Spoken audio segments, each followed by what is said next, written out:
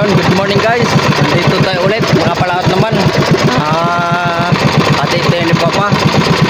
Ngayon ay nagapahila tayo guys ng ng ating huling buraw. Sakaling kainin naman ng mga mamaw dyan. Good morning po sa ating lahat dyan, sa ating mga viewers. Good morning po. Ngayon nagapahila po tayo ng ng ating pangmalakihan. Bakit ako sa inyo may yung mga pain ko? Sana makadali tayo ng mamaw para may pambigas-bigas naman. Kay mga 3 araw ako hindi nakalaot kay wala magkatid, busy sa bahay. Kung bago ka pa lang sa aking YouTube channel, please hit subscribe and notification bell para updated ka sa mga adventure natin sa dagat. Yan o. So ang dahil guys, nasa mamaya ko lang ipakita sa binti ko Mayroon kasi mag video guys, hindi GoPro ang gamit ko, cellphone lang. So ipakita ko sa inyo yung mga pamain ko guys na nahuli ngayong umaga. Ayan pala guys yung nahuli ko mga pamain, mga buraw. Bago yung iba, doon ko lagi sa unahan yung mga tamban. Ayun nakikita nyo, mga tamban yan. Bago ang nylon natin na pinapahila, ayan naka lang sa bako, nakapulupot. Yan, bago dito nakaipit sa sa binti puran. Ayan siya, kita nyo to. Yan, mahaba yan guys, 3 kawil. Sana makahuli ng mamaw para kahit pa paano tayo, makatingin tayo ng sabaw ng malaking isda. Ayan o. So update ko lang kayo mamaya guys pag may mamaw nang nahuli. Aga pa naman to, alas 7. Yan ang mga bangka doon sa unahan guys.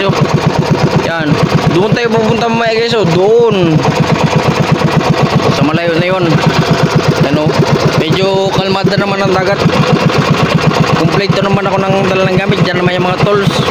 Ang problema lang yung life jacket ko, naiwan ko. Sabi ko sa inyo, hindi ako nakakalakad, di ba? Naiwan ako yung life jacket ko, hindi ko nadala. Mayroon magpalawat pag walang life jacket. Pero palakas na lang ng loob yan kay wala ito ang buhay na ginusto ko magdagat-dagat lang kasi masarap pag sariwang isda. Ulamin mo, yan nakita nyo ang ating mamain, buhay na buhay. So update ko lang kami guys para update din kayo sa mga adventure ko dito sa dagat. Ayan doon pala guys sa na yun, yung kabilang dulo na yun, doon wanyan. Pag nakatagos ka dyan, puerto na yan, malayo na. Ayun, binigyan ko ng pain si Blue, binigyan ko ng mga imburaw para dalawa kami magpaila. May kasama ako, may abay-abay. Mahirap kasi pag ako lang isa Antabay lang kayo guys. Ayun guys, time check tayo, 11:10. Pauwi pala ako, galing ako laot. May kumain isa sa kasamang palad, hindi na nasabitan ng kawil. 3 na yung kawil ko, hindi pa niya nasabitan. Nagpalit ako ng pumain. Ito, ngayon pinapahila ko naman ito. Hawak-hawak ko na.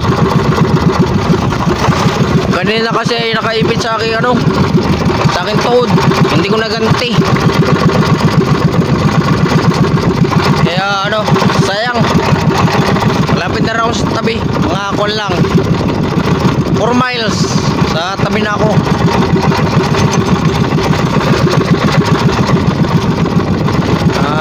Wala talaga, hindi bibigay sa atin yung malaking isda.